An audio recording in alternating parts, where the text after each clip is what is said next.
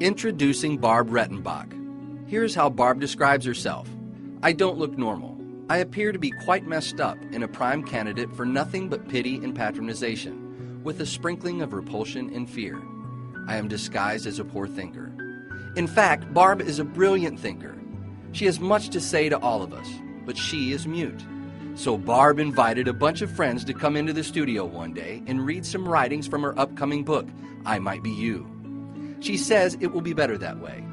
It will nicely illustrate the point that we are all flecks of God, all diverse, yet all important to this world. Barb would like to thank her friends for giving voice to these readings. Her voice may be lovely and elegant one day, but right now it's still in the shop.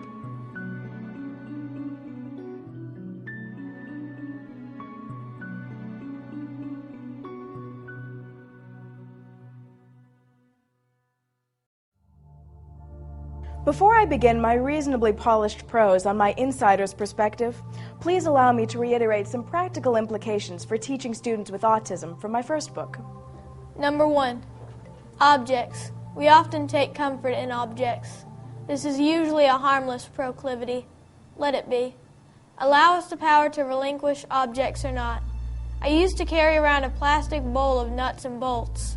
Odd, but harmless.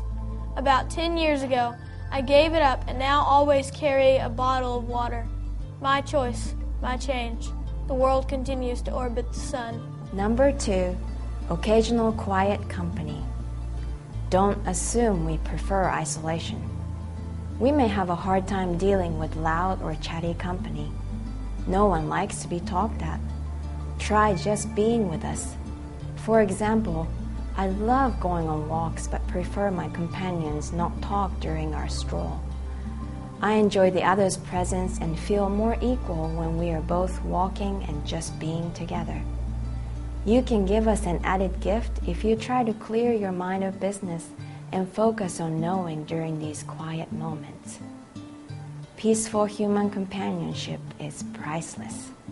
Number 3, facilitated communication, FC, or assisted typing or supported typing. School systems, if this is the only way some of your students can communicate, so be it. Accept and move on. Students will. FC students should turn in work products, take exams, and participate in class.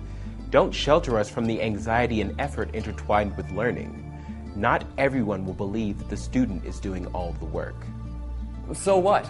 How many science fair blue ribbons were the result of little Johnny's best efforts combined with a hearty dose of parental midnight oil? Intellectually subsidized Johnny still learned about how volcanoes work. Now that Johnny is grown and successful, he does his own work. Well, often with the help of secretaries, interns, and administrative assistants. How many of us gather strength and support is basically the same. We tap into the source. In fact, I am doing it right now. People give many names and structures to source, but labels don't matter. The source is the source is the source. The source is all that matters. That which is not matter is source too. We heal and strengthen by ceasing to be dualistic with our perceptions of self. When we remember who we are as flecks of God, shavings of source, some of the sum, whatever you wish to call it, we accept the perpetual gift of being part of the solution. The Buddhist proverb, when the student is ready, the teacher will appear, is true.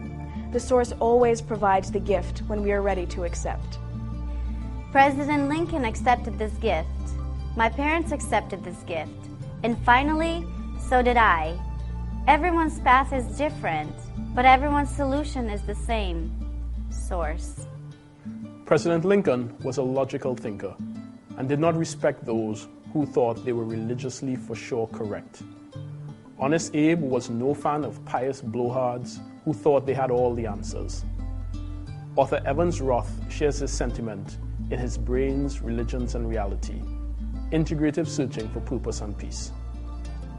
Science will always be incomplete by definition. Too often, religious leaders seem to act as though religion is complete.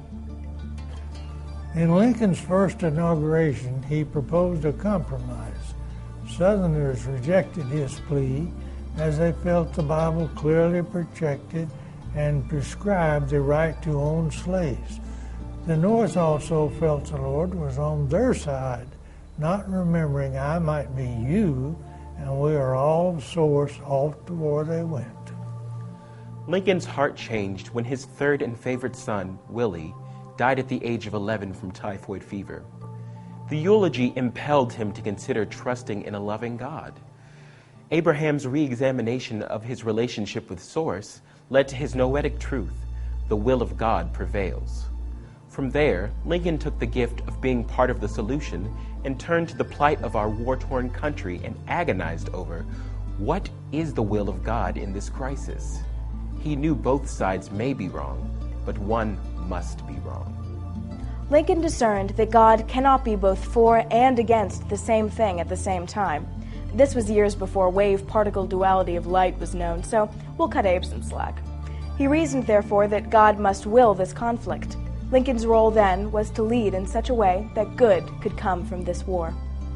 My dear dad, D.D., went through a parallel process when his third child and favorite daughter, Barb, died at the age of 2.5 from autism. D.D. accepted his role to lead in such a way that good could come from this ASD war.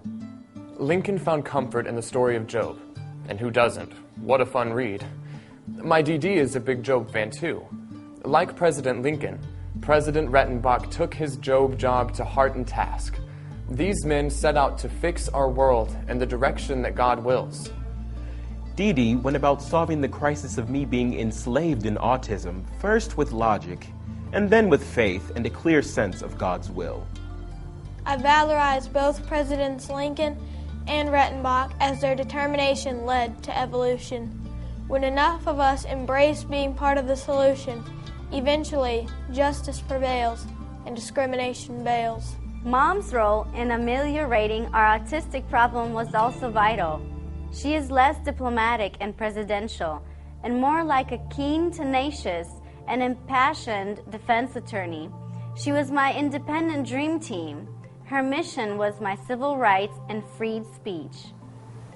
Like Clarence Darrow, who represented John Scopes, the young biology teacher who disobeyed the Tennessee ban on teaching evolution in 1925 in the trial of the century.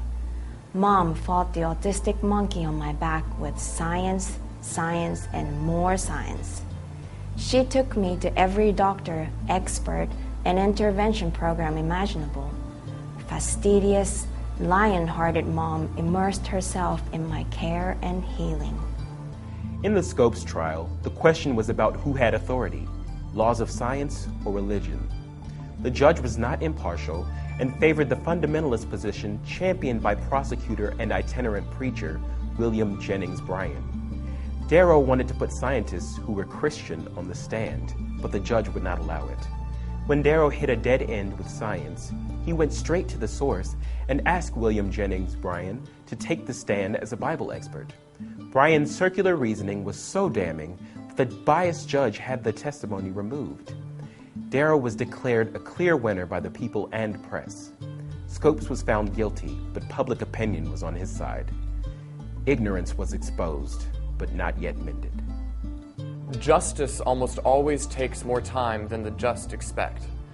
In my case, when Mom hit a dead end with science, she also went straight to the source and asked me to take the stand as an autism expert. We flew up to Syracuse, New York, and had me fitted for words at the Institute for Facilitated Communication. The suit fit. I was ready to testify. Many judges also threw out my testimony, but eventually enough public opinion favored my rights and I gained freedom. No longer were they treating me. I made my case and cure with my own words. Happy as a freed slave, I now accept my gift of being part of the solution. Freud wrote that what is moral is self-evident. It may be self-evident, but it is not automatic. And what is intuited to be right is definitely not always followed with solution-oriented action. Did we not feel and thus know slavery was wrong, disregarding autistics, annihilating Jews and homosexuals, casting down untouchables, crusading with slaughter, raping the earth? Our inconsistencies fill history. Many of us are here to balance the scales by helping us remember, I might be you. It's about jobs. Some of the sum Let's get to work.